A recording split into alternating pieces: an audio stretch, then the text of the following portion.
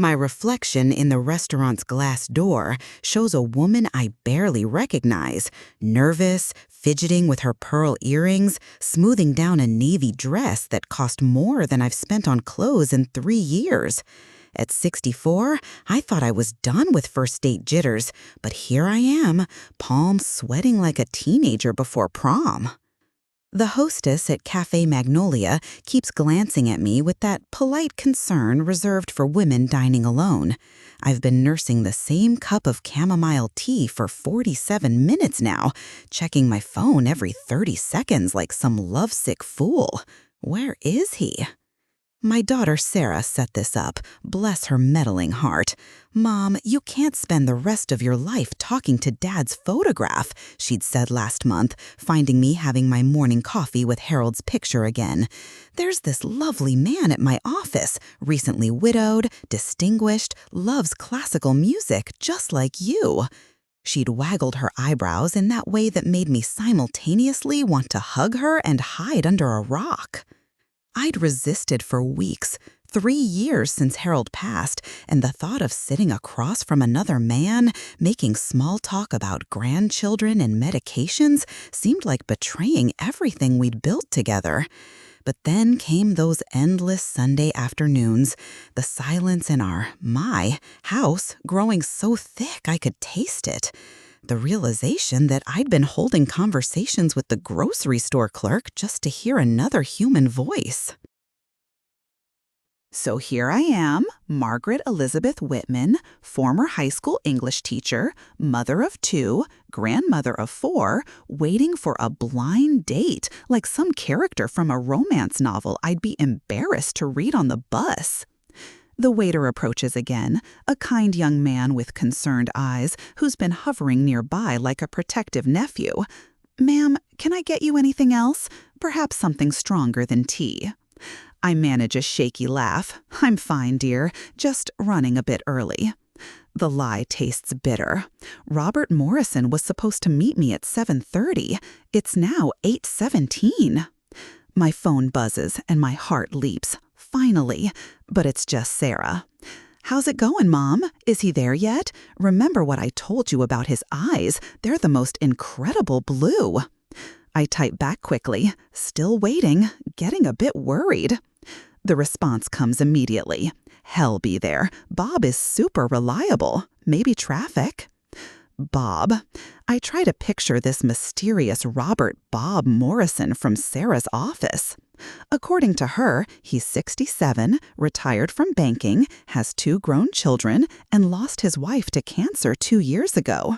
He's got this wonderful laugh, Mom, and he knows how to dress, not like those men in wrinkled khakis you see at the grocery store. I glance around the restaurant again. Most of the dinner crowd has settled into their meals. Couples leaning across candlelit tables, friends sharing bottles of wine, families with children who somehow manage to sit still better than I can right now. Everyone seems to belong somewhere. Everyone except me. The hostess approaches with that practiced smile. "Mrs. Whitman, I hate to mention this, but we do have a waiting list for tables tonight." Heat floods my cheeks. Of course they do.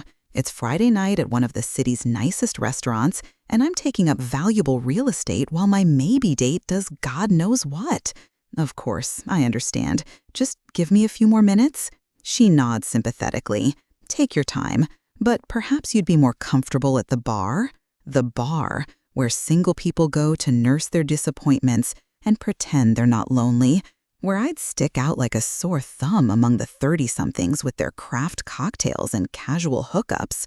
My phone rings, actually rings, not just buzzes, and I nearly knock over my teacup grabbing for it. Unknown number. My heart hammers against my ribs. "Hello? Margaret? This is Bob Morrison. I am so sorry." His voice is deeper than I expected, with a slight rasp that speaks of age and maybe too many cigarettes in his younger years. There's something else, too, an accent I can't quite place. "Oh, thank goodness," I breathe. I was starting to worry something had happened.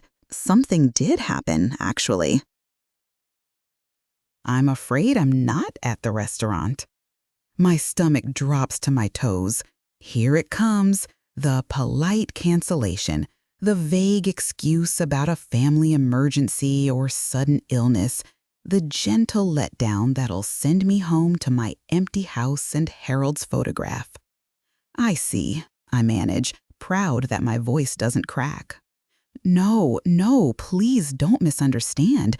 I very much want to meet you. It's just, well, this is rather embarrassing. I'm actually outside in the parking lot, and I've been sitting here for the past 20 minutes trying to work up the nerve to come in. I blink. You're in the parking lot? Pathetic, isn't it? A grown man afraid of a dinner date. My late wife always said I was brave about everything except meeting new people. Turns out she was right, even about this. There's something so honest, so vulnerable in his admission that my annoyance dissolves completely. I find myself smiling for the first time all evening. Well, that makes two of us. I've been sitting here for nearly an hour, convinced you'd stood me up. His laugh is warm, surprised. Sarah didn't mention you had a sense of humor. Sarah's many things, but observant about her mother isn't one of them. She still thinks I listen to nothing but classical music. And you don't? Let's just say my musical tastes are more eclectic than my daughter realizes. Another laugh, this one more relaxed. Mine too. Eleanor used to tease me about my secret love of 70s rock. Eleanor, his wife. The way he says her name with love, but without the crushing weight of fresh grief, gives me hope. Maybe this is possible. Maybe we can both carry our past loves without drowning in them. So, I say, surprising myself with my boldness, are you planning to spend the entire evening in the parking lot, or are you going to come in and save me from this very concerned hostess? Actually, I have a better idea. What if you came out here? To the parking lot? I glance around the elegant restaurant with its soft lighting and carefully arranged flowers. You want to have dinner in a parking lot? Not dinner, exactly. It's just, well, I may have gotten a bit carried away with nerves and planned something that might be entirely too presumptuous for a first meeting. Curiosity wins over caution. What kind of something? The kind that might seem crazy to a woman I've never met, or romantic, depending on your perspective. Despite everything, the anxiety, the embarrassment, the 47 minutes of cold tea, I feel a flutter of genuine excitement. When was the last time someone offered me something that might be crazy or romantic? When was the last time anyone offered me anything beyond sympathy casseroles and gentle suggestions that I get out more? Well, I say, standing up on legs that feel surprisingly steady, I suppose I'll have to come out there and see for myself. Are you sure? I mean, I'm essentially asking you to abandon a perfectly nice restaurant to follow a strange man into a parking lot? It doesn't sound very safe when I put it like that. I'm already gathering my purse, leaving a generous tip for the patient waiter. Mr. Morrison, Bob, I'm 64 years old. I've raised 2 children, buried a husband, and survived 42 years of teaching high school students. I think I can handle one nervous widower with a mysterious plan. The hostess looks relieved as I approach her station. Change of plans, I explain. My dinner companion is picking me up instead. She nods knowingly. Ah, a romantic gesture. How lovely. Romantic gesture. The words follow me as I push through the restaurant's heavy front door into the cool October evening. The parking lot stretches before me, filled with cars but strangely quiet. Street lamps cast pools of amber light, and I can smell the faint sweetness of the last autumn roses from the restaurant's landscaping. My eyes scan the rows of vehicles, looking for what? A man standing awkwardly beside his sedan? Someone waving from a driver's seat? I realize I have no idea what Bob Morrison looks like beyond Sarah's vague descriptions of distinguished and wonderful eyes. My phone buzzes with a text. I see you. Black BMW, third row back near the oak tree. I follow his directions, my heels clicking against the asphalt, and spot the car immediately. It's sleek, well-maintained, exactly what I'd expect from a retired banker. But I still can't see anyone inside. The windows are too dark and the angle's all wrong. As I get closer, I notice something odd. There's music coming from the car. Soft at first, then gradually louder, as if someone's turning up the volume. It's a song I recognize, something that tugs at memories I thought were safely buried. And then the melody hits me full force, and I stop walking so suddenly I nearly stumble. The Way You Look Tonight. Not just any version, the exact arrangement, the precise instrumental timing, the specific recording that Harold and I danced to at our wedding 41 years ago. The song that played during our first dance as husband and wife. The one we'd request whenever we found ourselves at functions with live bands. The melody that could make us both go quiet with memory, even after 4 decades of marriage. My heart pounds so hard I can hear it over the music. This has to be a coincidence. There's no way this Bob Morrison could know about Harold and me, about our song, about the way this particular melody can transport me back to a 19-year-old girl in a white dress, spinning in the arms of the boy she'd love for the rest of his life. But as I stand there in the parking lot, frozen between confusion and something that might be wonder, the BMW's door opens and a man steps out. He's taller than I expected, with silver hair that catches the lamplight. And yes, Sarah was right about his eyes. Even from this distance, even in the dim parking lot lighting, I can see they're the most incredible shade of blue. He's wearing a dark suit that fits him well, and he moves with the careful grace of someone who's learned to be gentle with an aging body, but hasn't lost his natural elegance. But it's not his appearance that makes my breath catch. It's the way he's looking at me, not with the polite curiosity of a stranger, but with something deeper, recognition, as if he knows exactly what this song means to me. He doesn't approach immediately. Instead, he stands beside his car, one hand resting on the roof, watching me with an expression I can't quite read. The music continues to play, wrapping around us like a memory made tangible. "Margaret," he says, and my name in his voice sounds familiar in a way that should be impossible. "You look exactly like I imagined you would." "How?" My voice comes out as a whisper. I clear my throat and try again. "How did you know about this song?" He's quiet for so long, I wonder if he heard me. Then he takes a step closer, and I can see his face more clearly. There are lines around his eyes, grooves beside his mouth that speak of decades of laughter and worry. His skin has the weathered look of someone who's lived through real seasons, real storms. "That's a complicated question," he says finally. And maybe not one for a parking lot conversation. "But you did know about the song, I mean. This isn't just some coincidence." He shakes his head slowly. "No, Margaret, it's not a coincidence." The way he says my name again, not like Bob Morrison from Sarah's office, but like someone who said it before, someone who knows how it should sound, sends a chill down my spine that has nothing to do with the October air. "I don't understand," I say, though part of me is beginning to suspect I might. "I know." He moves closer, and I can smell his cologne, something woody and familiar that makes my pulse quicken for reasons I can't name. And I know this is probably overwhelming. It was for me too, when Sarah first mentioned your name at the office.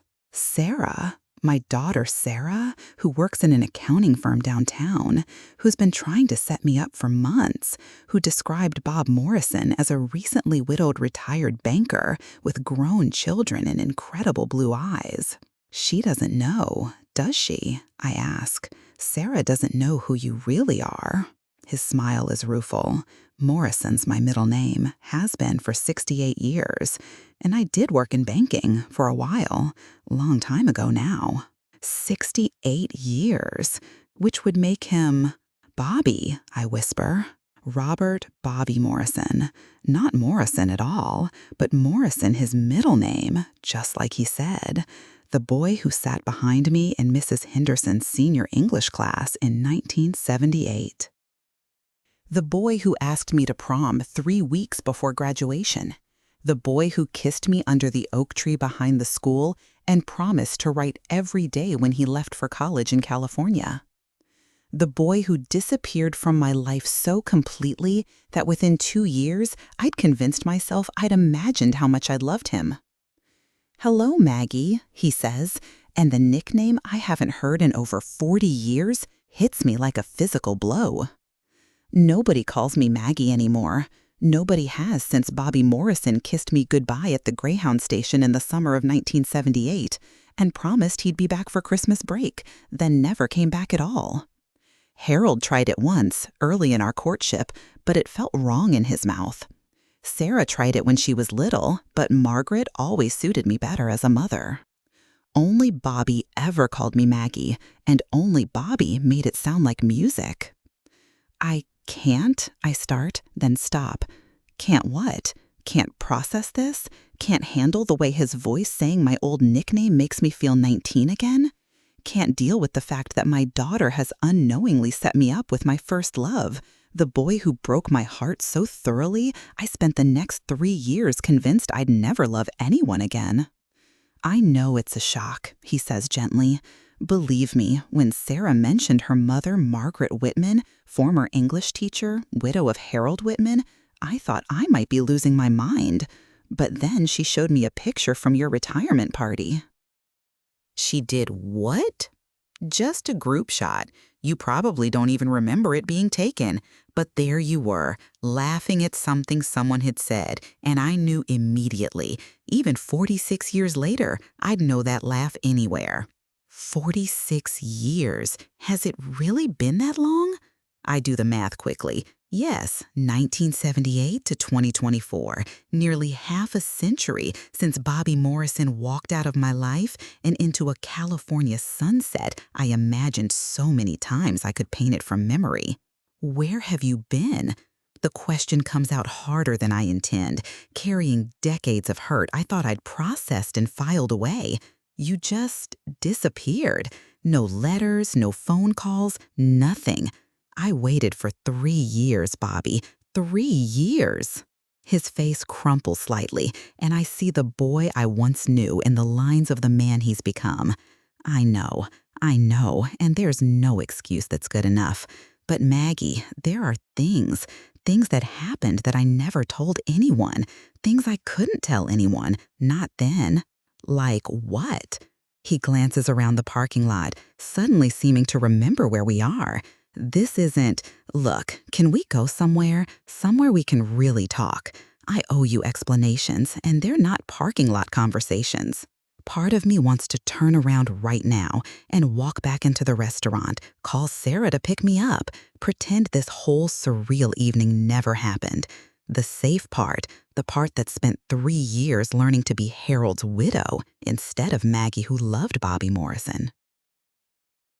But there's another part, a part I thought had died with Harold, or maybe even before that, that's curious, that wants to know where Bobby went, what happened to the boy who promised to love me forever, why he's here now with our wedding song playing in his car. "Okay," I hear myself say, "but not your place, and not mine." He nods quickly. "Of course not. There's a coffee shop about 10 minutes from here, Brewster's. It stays open late, and they have quiet booths in the back. We could talk there." Brewster's. I know it. Harold and I used to go there sometimes for Sunday morning breakfast, back when he was still healthy enough to enjoy our little weekend routines. The irony isn't lost on me. "I'll follow you," I say. "Are you sure you don't want to ride with me? I promise I'm still a safe driver, despite the advanced age." The thought of sitting in that BMW with "The Way You Look Tonight" still echoing in my ears, breathing in Bobby's cologne and trying to reconcile the boy I knew with the man in front of me, it's too much. "I'll follow you," I repeat firmly. He nods, understanding. "Of course. Take your time. I'm not going anywhere." Not going anywhere. The words that might have meant everything 46 years ago and might mean nothing now. As I walk back to my own car, Harold's old Camry that I've been meaning to replace for 2 years, I hear the BMW's engine start, then the music switching to something softer, more contemporary. The spell of our old song breaks slightly, and I'm able to breathe normally again. But as I follow Bobby Morrison's taillights through the Friday night traffic, my hand shaking slightly on the steering wheel, I can't help wondering, am I driving toward closure or toward the biggest mistake of my well-ordered, carefully rebuilt life? The coffee shop parking lot is nearly empty when we arrive. Just a few scattered cars belonging to college students or night shift workers grabbing caffeine fixes. Bobby waits beside his car until I park, then approaches my driver's side door as I gather my purse and my courage. "Still time to change your mind," he says as I step out. "If this is too much, too strange, I'd understand." I look at him in the harsh fluorescent light from the coffee shop sign. The romantic dimness of the restaurant parking lot hid some of the years, but here I can see every line, every gray hair, every sign that we're both decades older than the kids who fell in love in high school. He's still handsome, more handsome actually, in the way that some men grow into their faces with age. But he's unmistakably a stranger wearing a familiar name. "I need to know," I say simply. "I need to know where you went." Inside Brewster's, the late-night crowd consists of 2 students bent over laptops, a woman reading a paperback novel, and a man scrolling through his phone. We choose a booth in the back corner, as far from everyone else as possible, and I order decaf coffee while Bobby asks for tea. "Caffeine cakes me up all night now," he explains with a rueful smile, "one of the many joys of aging." "Harold was the same way," I say, then immediately wish I hadn't. Not because it's inappropriate to mention my late husband, but because I can see how the name hits Bobby, a reminder that I had a whole life, a whole love, after he disappeared from mine. "Sarah told me about Harold," Bobby says quietly. "She said you were very happy together." "We were." I meet his eyes directly. 41 years of marriage, 2 children, 4 grandchildren. A good life. He nods. "I'm glad. I mean that sincerely, Maggie. I'm glad you were happy." "Were you?" The question hangs between us. Bobby fidgets with his tea bag, dunking it carefully in the hot water, and I notice he's still wearing his wedding ring. Even 2 years after his wife's death, even on a date with another woman, he hasn't taken it off. "Yes," he says finally. "Different from what we might have had, but yes. Eleanor she was wonderful. We had 38 good years together." 38 years, 4 fewer than Harold and me, but still a lifetime. Still enough time to build a family, create traditions, weather whatever storms marriage brings. "Tell me about her," I say, surprising myself. Bobby looks up from his tea, eyebrows raised. "Eleanor? If we're going to do this, if we're going to sit here and try to make sense of whatever this is, then I need to know about your life, the real one, the one you built after you left." His quiet for so long, I think he might refuse.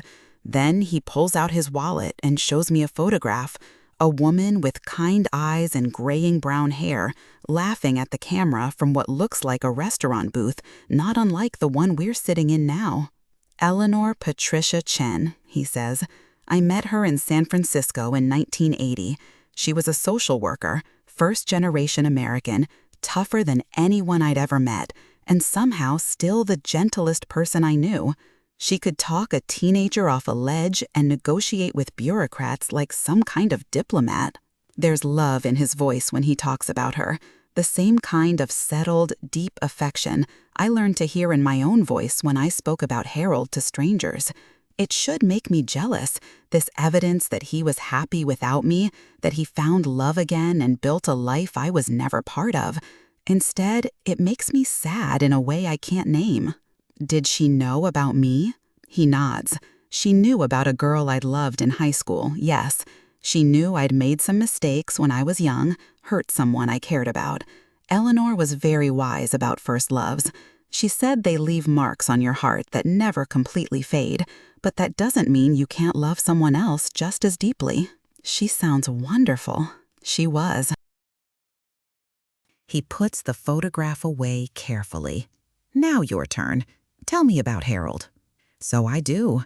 I tell him about meeting Harold at a teacher's conference in 1981, about his terrible jokes and his gentle way with my students when he'd visit my classroom, about our small wedding with just family, so different from the elaborate celebration I'd dreamed about at 19, about Sarah and Michael, about grandchildren and anniversaries and the slow, precious rhythm of a long marriage. He sounds like a good man, Bobby says when I finish. He was. He really was. I pause, then ask the question that's been building since I saw him in the parking lot. So, why are you here, Bobby? After all this time, after both of us building lives with other people, why now? He looks down at his hands, at the wedding ring he still wears, and I can see him gathering courage for whatever he's about to say. Because Eleanor has been gone for 2 years now, and I thought I was done with love, done with romance, done with the possibility of feeling anything for anyone that wasn't just companionship, friendship. I know exactly what he means. It's why I've been having coffee with Harold's photograph, why I've turned down every well-meaning attempt at matchmaking until Sarah finally wore me down. But then I heard your name, he continues, and suddenly I was 19 years old again, remembering what it felt like to love someone so much it scared me. And I started thinking about regrets, about chances I didn't take, and words I never said. What words? He meets my eyes directly for the first time since we sat down. That I loved you, Maggie, that leaving you was the biggest mistake I ever made, and not a day has gone by in 46 years that I haven't thought about what might have been different if I'd been braver. The words I dreamed of hearing for 3 years after he left, the words that might have changed everything once upon a time. Now they just hang in the coffee shop air between us, too late and too complicated for the 19-year-olds we used to be. Too loaded with history for the people we've become. Why weren't you brave then, I ask? What happened, Bobby? What really happened? And finally, 46 years later, he tells me the truth. My father died, Bobby says quietly, and I feel my breath catch.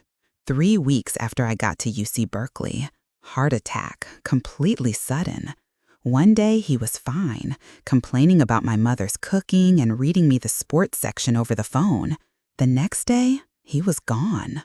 I remember Mr. Morrison vaguely, a quiet man who worked at the hardware store, who always waved when he saw me walking past their house. I hadn't known him well, but I knew Bobby adored him. I'm sorry, I say, meaning it. I didn't know. How could you? I never told anyone. Never called, never wrote. I just shut down completely. He runs his hand through his silver hair, and I can see the boy he was in the gesture. My mother was a mess, understandably. She'd never worked outside the home, never balanced a checkbook, never dealt with insurance or mortgages or any of it. My little sister was only 14 and falling apart at school. So you came home? He nods. Dropped out of Berkeley after 6 weeks and moved back home. Got a job at a bank, started as a teller, worked my way up, and basically became the man of the house overnight. Took care of Mom, helped Lisa through high school, made sure the bills got paid. I try to imagine 19-year-old Bobby thrust into that kind of responsibility while dealing with his own grief. Try to picture him making the choice between his future and his family's immediate needs. You could have told me, I say. I would have understood. Would you have? His voice is gentle but skeptical. Really, Maggie? If I'd called you up and said, hey, remember all those plans we made about me finishing college and you coming out to California after graduation? Well, forget all that. I'm going to be stuck in this town for the next 10 years taking care of my family. Want to wait for me? The honest answer is that I don't know. 19-year-old me was full of dreams about college and adventure and seeing the world beyond our small town. Would I have been mature enough to handle that kind of setback? Patient enough to wait while Bobby rebuilt his life around responsibilities I couldn't really understand? I might have surprised you, I say finally. Maybe, but I couldn't take that risk. I couldn't ask you to give up your plans for my problems. And I was so angry, Maggie, so furious at the world for taking my dad just when my life was supposed to be starting. I wasn't fit company for anyone, especially not someone I loved as much as I loved you. So you just never called, never wrote? For 3 years, I checked the mailbox every single day. The pain in his eyes is real, immediate. I wrote letters, dozens of them, started them anyway. I never sent a single one. What was I supposed to say? That I was probably going to be stuck in that town for years? That my mother cried every time someone mentioned college because it reminded her of Dad? That I was working 60 hours a week and coming home to help Lisa with homework and try to keep everyone from falling apart? You were supposed to say that you loved me, I say, and my voice breaks slightly. You were supposed to trust me enough to let me decide what I could handle. He's quiet for a long moment, turning his tea mug around in his hands. You're right. You're absolutely right. And I've known that for 46 years. But I was 19 and scared and convinced I was doing the noble thing by letting you go. The noble thing, I repeat. That's what you told yourself? That's what I told myself, that I was setting you free to have the life you deserved instead of chaining you to mine. He looks up at me, and I can see decades of regret in his expression. It was bullshit, of course. I was just a coward who was too proud to admit his life had gotten complicated. I think about this, about the boy I loved making what he thought was a sacrifice, about the 3 years I spent alternating between hope and heartbreak, never knowing that Bobby was 30 miles away, taking care of his family, and thinking he was protecting me from his problems. What happened to your mother, your sister? His expression softened slightly. Mom remarried in 1985, a good man who'd lost his wife the year before. They had 15 happy years together before she passed. Lisa finished high school, went to college, became a teacher like you. She's married now, lives in Denver with 2 kids of her own. And you stayed? For 10 years. 10 years of working at the bank, making sure everyone was okay, dating occasionally, but never seriously, because I kept comparing everyone to, he trails off, to me, to the memory of you, to the idea of what we might have been. He meets my eyes again. It wasn't fair to any of the women I dated. Eleanor used to say I had a ghost girlfriend who made it impossible for anyone else to measure up. But Eleanor did. Measure up, I mean. He smiles, the first genuine smile I've seen from him all evening. Eleanor didn't try to measure up. She just walked into my life in 1980 and refused to be intimidated by my past. She said if I was going to love her, she needed all of me, not the parts that weren't still hung up on some girl from high school. Smart woman. The smartest. She made me write you a letter, actually, in 1982, right after we got engaged. My heart stops. You wrote me a letter? 12 pages explaining everything, the whole story. Dad's death, taking care of Mom and Lisa, why I'd never contacted you, an apology, a kind of closure, I guess. Eleanor said I'd never be completely present in our marriage until I'd made peace with losing you. I never got any letter. I know. I never sent it. He looks embarrassed, chickened out at the last minute, convinced myself it was too late, that you'd moved on, which you had, obviously, and that dredging up the past would just hurt everyone involved. 12 pages, an explanation, an apology, closure, the letter I dreamed about for 3 years, written when it might have actually mattered, when knowing the truth might have helped me understand and forgive and move forward without the weight of wondering what I'd done wrong. "Do you still have it?" I ask. He nods slowly. "It's in my desk at home, along with about 30 others I wrote over the years but never sent. Eleanor found them after we'd been married for about 5 years and made me promise to keep them." She said, "Someday I might need to remember what that kind of love felt like." 30 letters, 46 years of thinking about me, wondering what might have been, writing words he never intended me to read. The idea should be flattering, romantic even. Instead, it makes me incredibly sad. "Bobby," I say gently, "you spent 46 years writing letters to someone who didn't exist anymore. I stopped being that 19-year-old girl a long time ago." "I know that," he says quickly. "I do know that. But when Sarah mentioned you, when she showed me that picture, I realized that whatever I'd built with Eleanor, however happy we were, there was still this unfinished piece of my life, this conversation we never had. And now we're having it. And now we're having it." He pauses, studying my face. "Are you sorry that Sarah set this up, that you came tonight?" I consider the question seriously. Am I sorry? I was terrified in the restaurant, confused in the parking lot, overwhelmed when I realized who he was. But sitting here now, finally understanding what happened to the boy I loved, finally getting the explanation I waited 3 years for, I find that I'm not sorry at all. "No," I say, "I needed to know. All these years, I assumed you just lost interest, found someone better in California, forgot all about the small-town girl you'd left behind." "Never," he says immediately. "Never forgot you. Never stopped wondering what might have happened if I'd made different choices." "But you did make different choices. Good choices, it sounds like. You took care of your family when they needed you. You built a life with Eleanor, had children, made a career. Those weren't wrong choices, Bobby. They were just different from the ones we planned when we were kids." He nods slowly. "Eleanor used to say something similar, that we don't get to live all the lives we might have lived, but that doesn't make the one we choose any less valuable." Eleanor was a wise woman.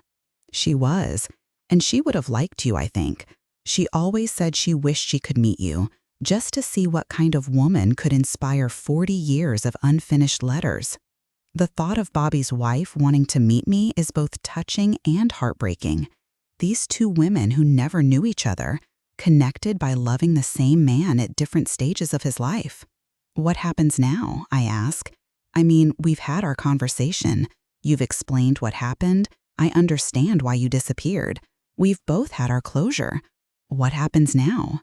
It's the question that's been hovering between us all evening, unspoken but present. What do two people in their 60s do with this kind of emotional archaeology?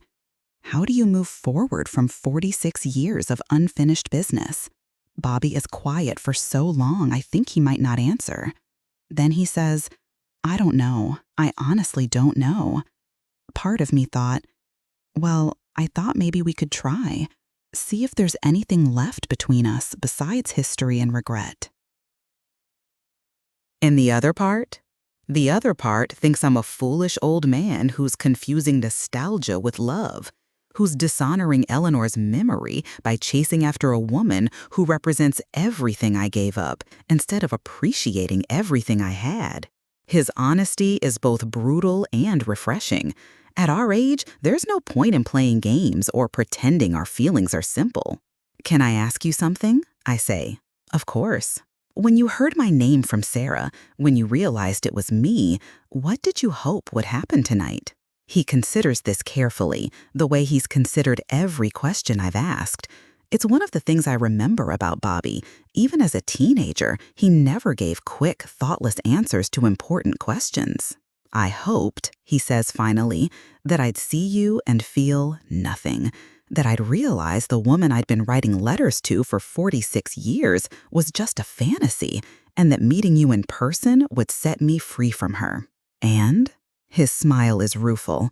"And instead, I looked at you standing in that parking lot, and I remembered exactly why I fell in love with you in the first place." My heart does something complicated in my chest, a flutter that's part flattery, part fear, part something I can't name. Bobby, I know it's complicated. I know we're not the same people we were, that we've both lived full lives with other people. I know this whole situation is probably crazy. It is crazy, I agree. Completely insane. But I hadn't realized there was a but until he said it.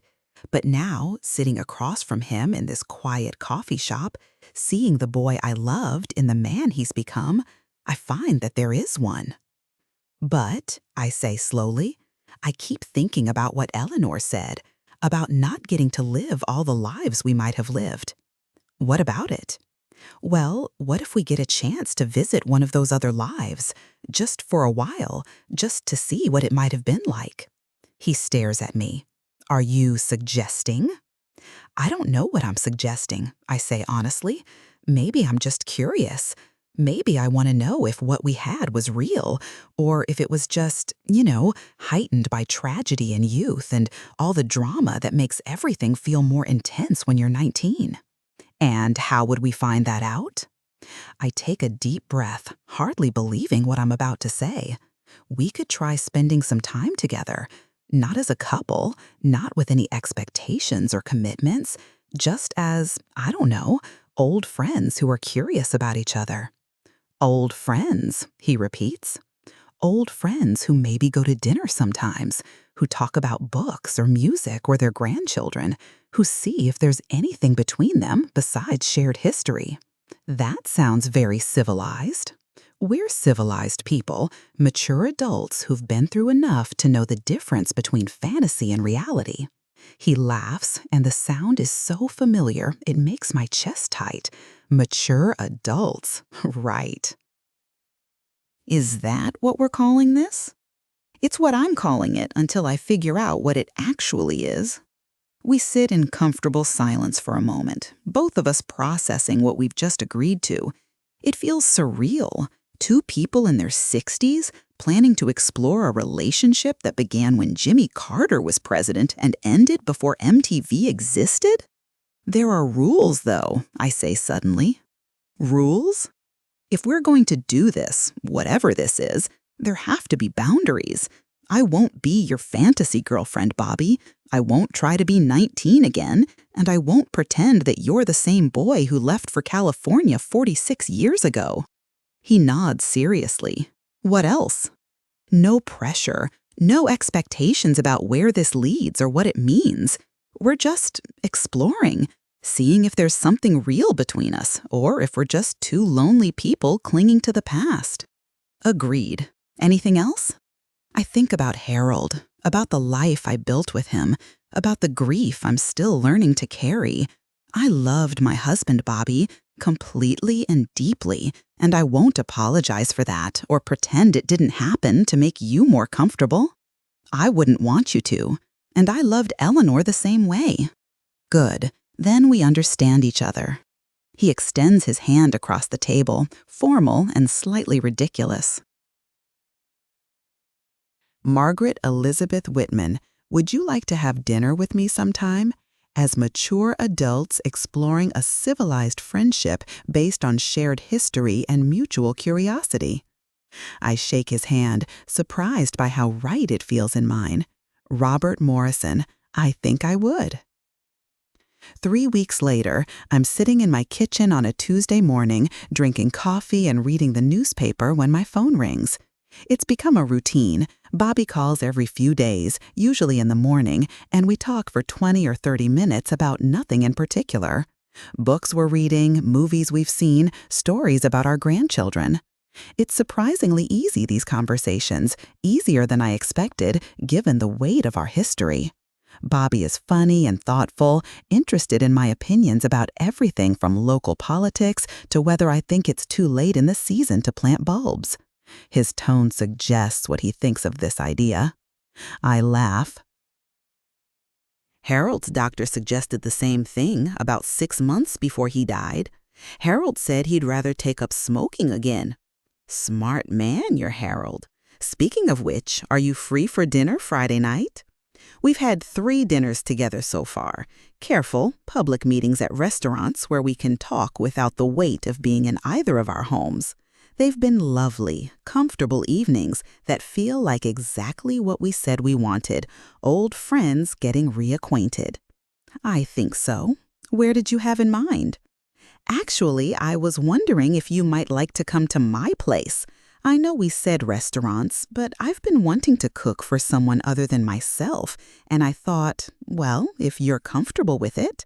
His place, the home he shared with Eleanor, filled with 40 years of their life together. It feels like a significant step, though I'm not sure toward what. What would you cook? I ask, buying myself time to think. Nothing fancy. Probably just pasta with that sauce my mother taught me to make when I was taking care of her and Lisa. Unless you don't like Italian food. I love Italian food, and I'd like to see your home. Really? Really? What time? 6:30. I'll warn you, the house is very much Eleanor's still. I haven't changed much since she died. I wouldn't expect you to. She was your wife for 38 years. Of course her presence is still there. That doesn't bother you. I consider this. Should it bother me? The idea of having dinner in another woman's kitchen, surrounded by the life she built with the man I loved first? No, I say, and realize I mean it. It doesn't bother me. Eleanor was part of your life for longer than I've known you existed again. I'd rather see all of who you are now than pretend your marriage didn't happen. You really are remarkable, you know that.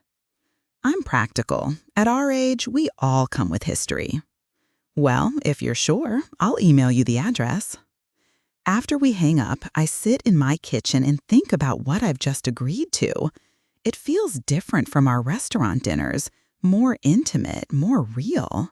Having dinner in Bobby's home means seeing how he lives now, seeing the remnants of his life with Eleanor, understanding more completely who he's become in the years since we knew each other. It also means I realize that I'll need to decide what I'm wearing more carefully than I have for our previous dinners. Restaurant dates allow for a certain level of formality, a way of keeping things slightly removed from real life. Home cooking suggests something more personal. I find myself standing in front of my closet that evening, holding up different outfits and trying to figure out what message each one sends.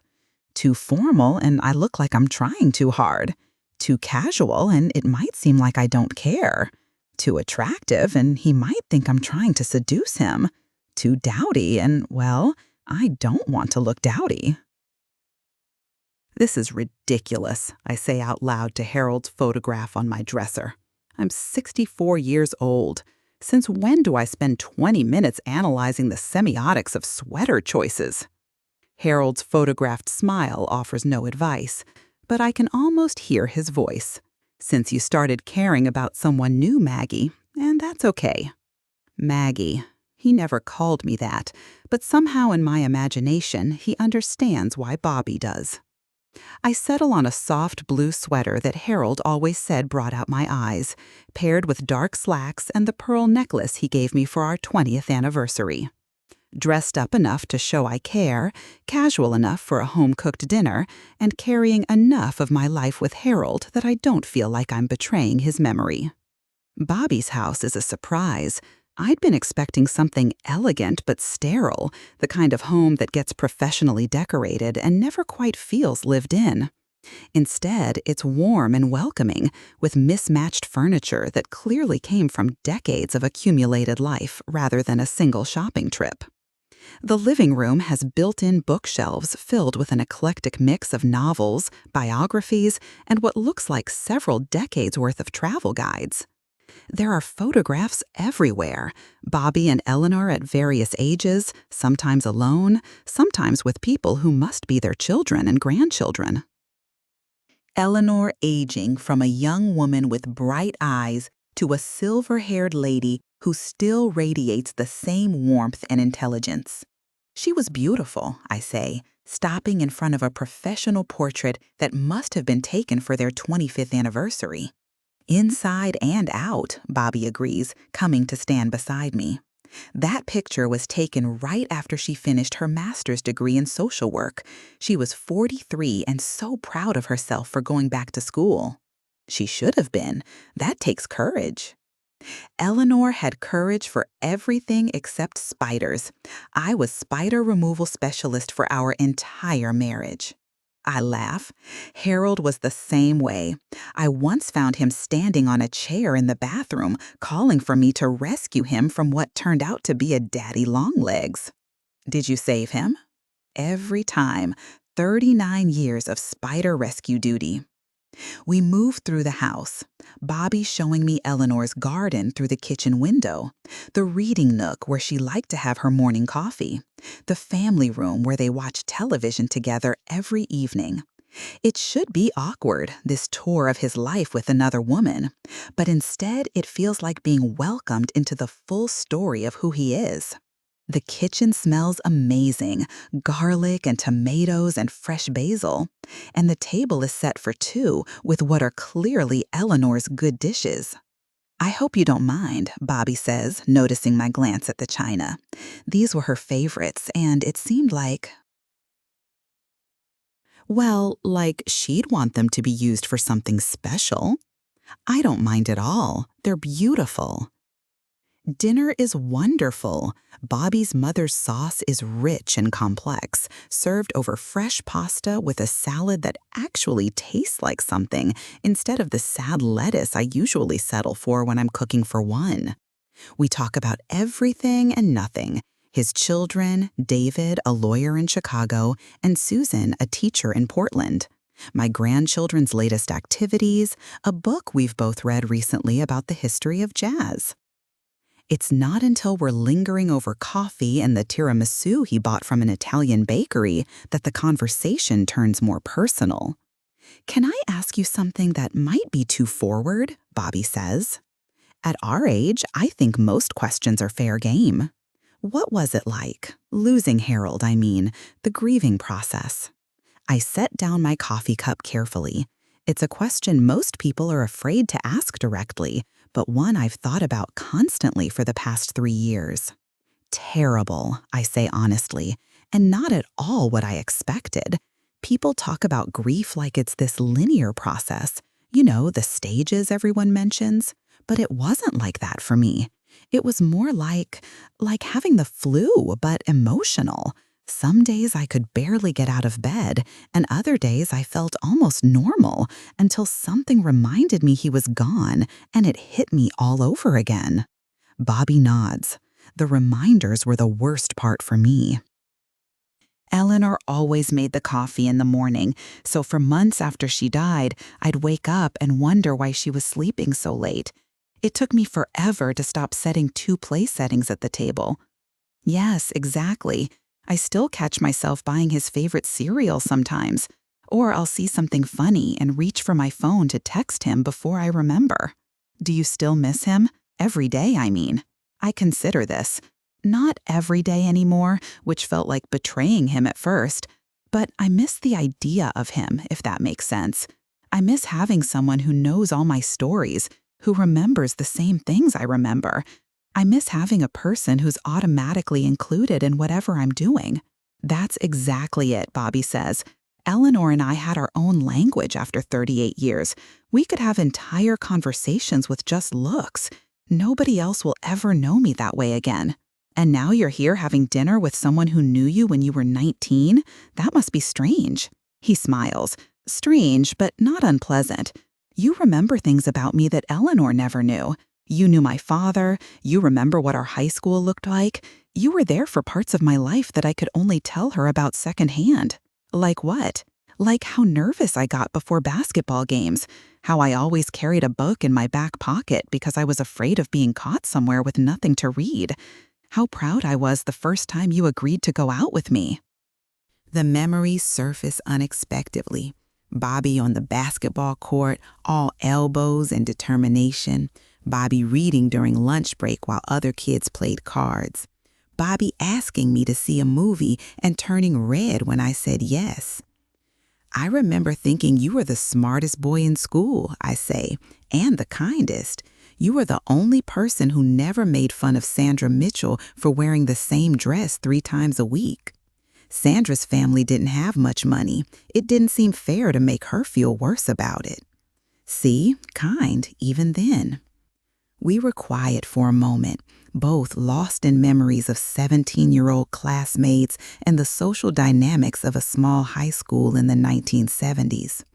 Maggie, Bobby says finally, can I tell you something? Of course. I've been thinking about this a lot, about us, about what we're doing, and I keep coming back to something Eleanor said to me about 6 months before she died. What did she say? She knew she was dying. The cancer had spread, and we both knew the treatments weren't working anymore. And one night, we were lying in bed talking about practical things. You know, the will, the funeral arrangements, what I should do with her jewelry. Normal end-of-life conversations. His voice gets quieter, more careful. And out of nowhere, she said, Bobby, I want you to promise me something. After I'm gone, if you ever get the chance to find out what would have happened with that girl from high school, I want you to take it. I feel my breath catch. She said that? She said she'd spent our whole marriage wondering if I ever really got over you, and that she didn't want me to spend whatever time I had left wondering about it too. What did you tell her? I told her she was crazy, that I loved her and only her, that I'd never want anyone else.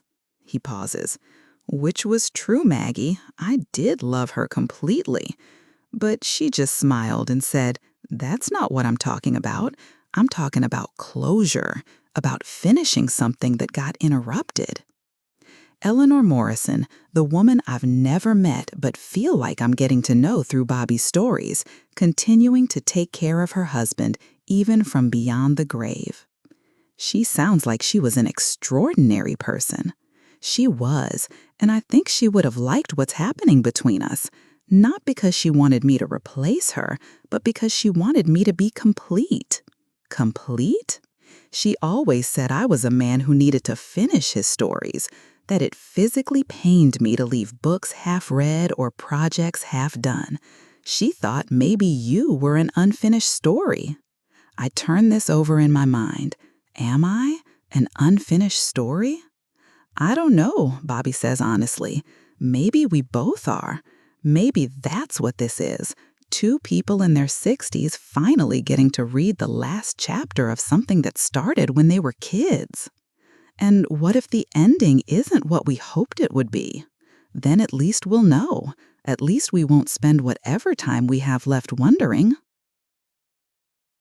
He reaches across the table and takes my hand, and for the first time since that night in the parking lot, the gesture feels completely natural, not loaded with the weight of our shared past, not tentative with uncertainty about our future, just right. I need to tell you something too, I say. What?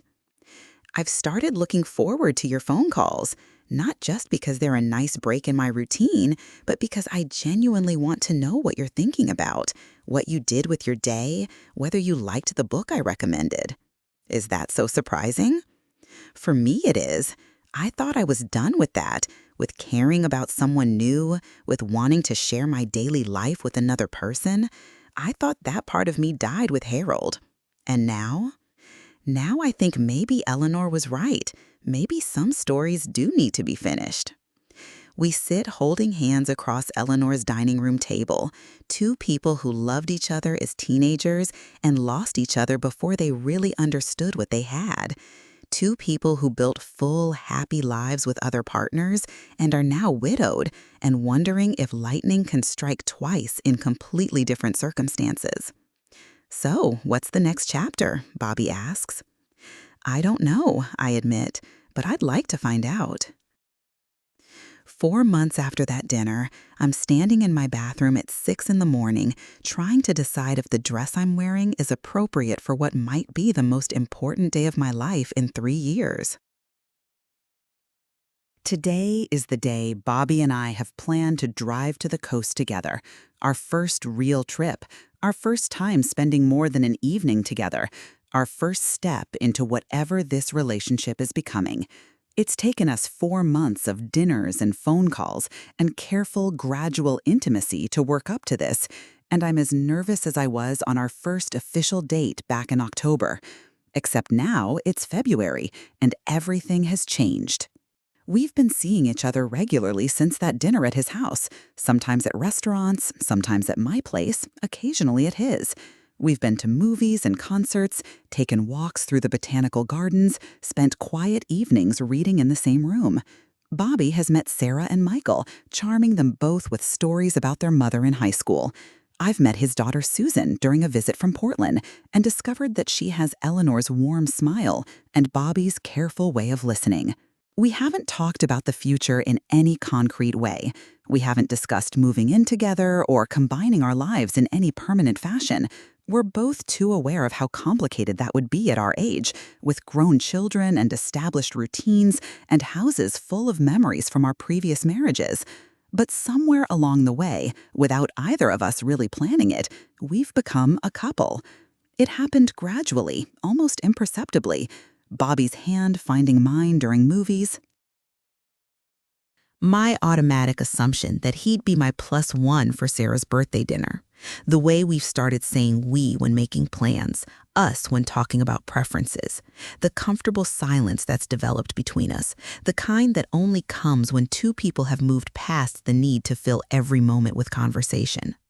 And now we're taking a trip together. 3 days at a bed and breakfast in Mendocino, walking on the beach and eating at restaurants with ocean views, and sharing a room for the first time since we were teenagers, sneaking kisses in his parents' basement. I'm terrified. Not of Bobby. 4 months of careful courtship have convinced me that he's exactly who he seems to be, a kind and thoughtful man who's grieved his wife appropriately and is genuinely interested in building something new with me.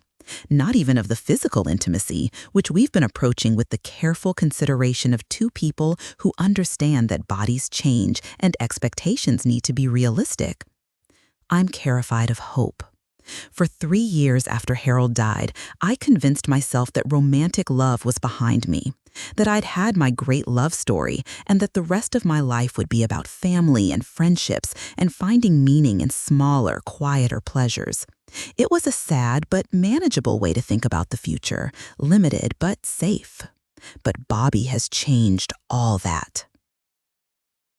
Bobby has made me remember what it feels like to wonder what someone else is thinking, to look forward to phone calls, to care about how I look when I leave the house. Bobby has made me hope that maybe I get to have 2 great love stories in one lifetime. And hope, I've discovered, is terrifying when you're 64 years old and know how easily everything can be taken away. My phone buzzes with a text. "Good morning, beautiful. Ready for our adventure?" Beautiful. He's been calling me that for about 6 weeks now, and it still makes me smile every time. Not because I think it's true, I see myself clearly in the mirror every morning, and beautiful is not the word that comes to mind. But because he says it like he means it, like he sees something in me that has nothing to do with smooth skin or perfect features. I text back, ready as I'll ever be. See you in 20 minutes. Can't wait. This is going to be wonderful. Wonderful. Such a simple word, but loaded with so much hope. The hope that we'll have a good time together.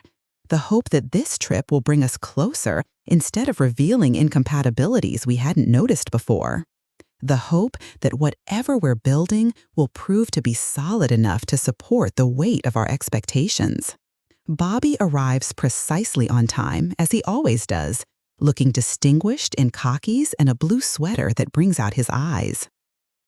His BMW is packed with our overnight bags and a cooler filled with snacks for the drive, and he has coffee for both of us in travel mugs from the cafe we've started thinking of as our place.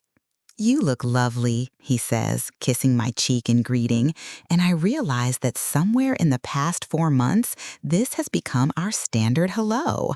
When did that happen? When did we stop being tentative about casual affection and start acting like a couple who's been together for years?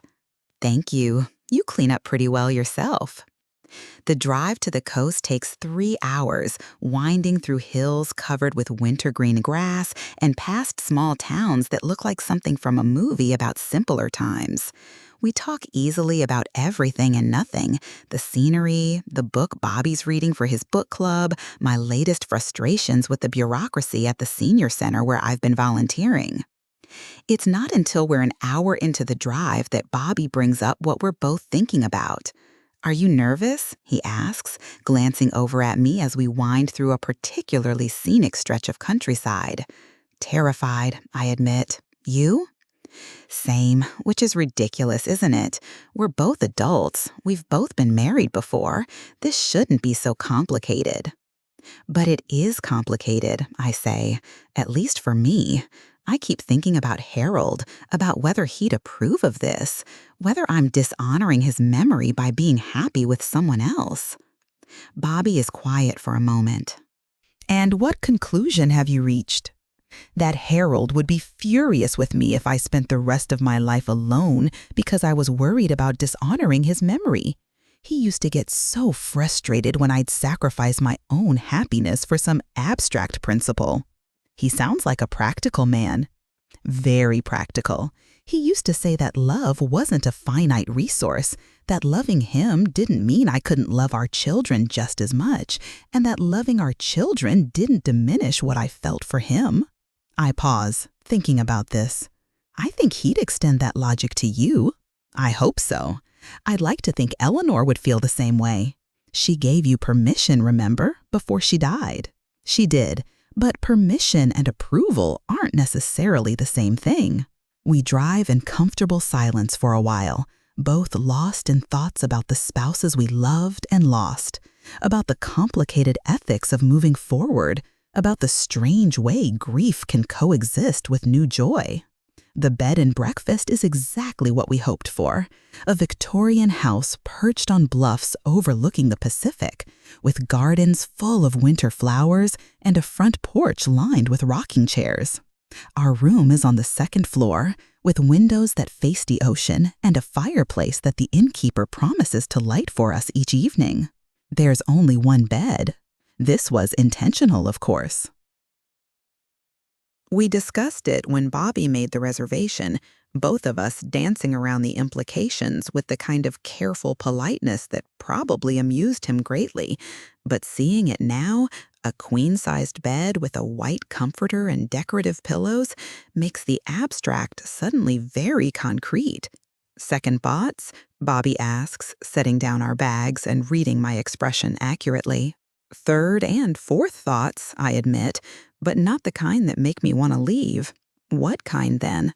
I sit down on the edge of the bed, testing the mattress, trying to figure out how to articulate what I'm feeling. The kind that make me wonder if I remember how to do this. It's been 3 years since Harold died, And even before that, well, let's just say physical intimacy wasn't a priority during his illness. Bobby sits down beside me, careful to leave space between us. We don't have to do anything you're not ready for, Maggie. We can take this as slowly as you need. I know, and I appreciate that. It's just, God, this is embarrassing to admit at my age. What? What? I want to.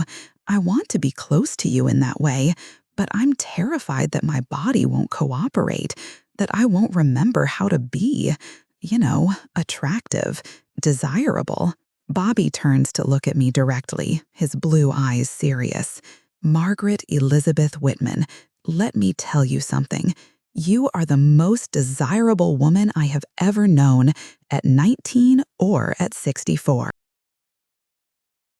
And if you think your body is going to disappoint me, you clearly haven't looked in a mirror lately. Bobby, I'm serious. Do you think I care about wrinkles or gray hair or any of the other things you're probably worried about?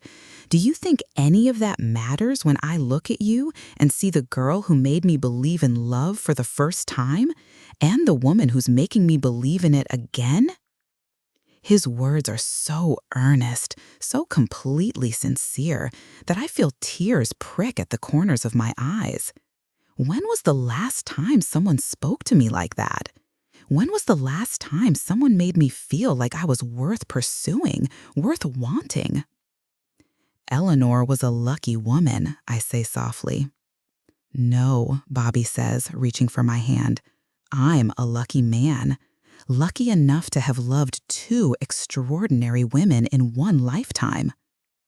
He leans over and kisses me then, soft and sweet and completely without urgency. It's our first real kiss since that night behind the high school 46 years ago, and it's nothing like I remembered and everything I hoped for. When we break apart, I'm smiling. Well, I say, that was worth waiting 46 years for. Just the beginning, Bobby says, and this time when he kisses me, I stop thinking about anything except how right this feels, how perfect this moment is, how grateful I am to have found my way back to this man who knew me when I was young and loves me now that I'm not. We spend the rest of the afternoon walking on the beach, holding hands and talking about everything and nothing. We have dinner at a restaurant with windows overlooking the waves, sharing a bottle of wine and laughing about stories from our respective careers. We sit by the fire in our room afterward, reading different books but sharing the same silence, comfortable in each other's presence in a way that feels both new and familiar. And when we finally go to bed together, it's with the tenderness of two people who have waited long enough, who understand that physical intimacy at our age is less about passion and more about connection, less about performance and more about presence. It's perfect in ways I'd forgotten were possible. Lying in Bobby's arms afterward, listening to the sound of waves against the cliffs below our window, I realize that I'm not afraid anymore, not of hope, not of the future, not of the possibility that this could all disappear as suddenly as it appeared. I love you, I whisper into the darkness, the words coming out before I can stop them. I love you too, Bobby whispers back. I never stopped loving you, Maggie, not for 46 years. And for the first time since Harold died, I believe that maybe I get to be happy again. Maybe I get to have not just one great love story, but two. Maybe lightning really can strike twice, even when you're old enough to know better than to hope for miracles. Maybe especially then. The next morning, I wake up in Bobby's arms and know with absolute certainty that this is where I belong. Not because I'm trying to recapture my youth or replace what I had with Harold, but because this is what my life looks like now. This is who I am at 64, a woman brave enough to love again, wise enough to appreciate the gift of a second chance, and grateful enough to embrace whatever time I have left with this man who has somehow found his way back to me after nearly half a century. It's not the life I planned when I was 19, or even the life I could have imagined 3 years ago. It's better than both of those because it's real and present and built on the foundation of everything I've learned about love and loss and the courage it takes to keep your heart open even when you know how much it can hurt. Outside our window, the sun is rising over the Pacific, painting the sky in shades of pink and gold that would have seemed impossibly romantic in a movie, but feel perfectly natural in real life. Bobby stirs beside me, tightening his arms around me as he wakes up. "Good morning, beautiful," he murmurs into my hair. "Good morning yourself, handsome." "Any regrets?" I consider this seriously, the way all important questions deserve to be considered. Any regrets about taking this chance, about opening my heart to love again, about choosing hope over safety? None, I say, and mean it completely.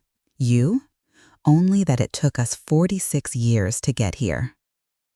Maybe we needed those 46 years, I suggest. Maybe we needed to become the people we are now before we could appreciate what we have. Maybe so. Either way, I'm grateful we made it. Me too. And I am. Grateful for Sarah's meddling, grateful for Bobby's courage in facing his past, grateful for Eleanor's wisdom in encouraging him to seek closure, grateful for the long path that led both of us through love and loss and back to each other. Most of all, I'm grateful for the reminder that life can surprise you at any age, that it's never too late to write a new chapter, and that sometimes the best stories are the ones you never saw coming.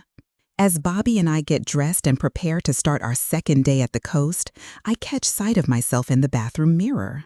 The woman looking back at me is 64 years old, gray-haired, and lined with decades of living. But she's also glowing with the unmistakable radiance of a woman who is loved and knows it. I think about the Margaret who sat in that restaurant 4 months ago, nervously waiting for a blind date she was sure would disappoint her. I wish I could tell her not to worry, that the best surprise of her life was waiting for her in the parking lot, playing their old song and offering her a second chance at the kind of love she thought was behind her forever. But maybe she needed to discover it for herself. Maybe that's how the best stories work. You can't skip to the ending, even when the ending is everything you never dared to hope for. Bobby comes up behind me as I'm brushing my teeth, wrapping his arms around my waist and meeting my eyes in the mirror. "Ready for day 2 of our adventure?" he asks. "Ready for day 2 of everything," I reply. And I am, ready for whatever comes next, whatever challenges and joys and ordinary moments await us. Ready to love again, to be loved again, to believe in the possibility of happy endings that come disguised as new beginnings. Ready to finish this story we started so long ago in the best possible way.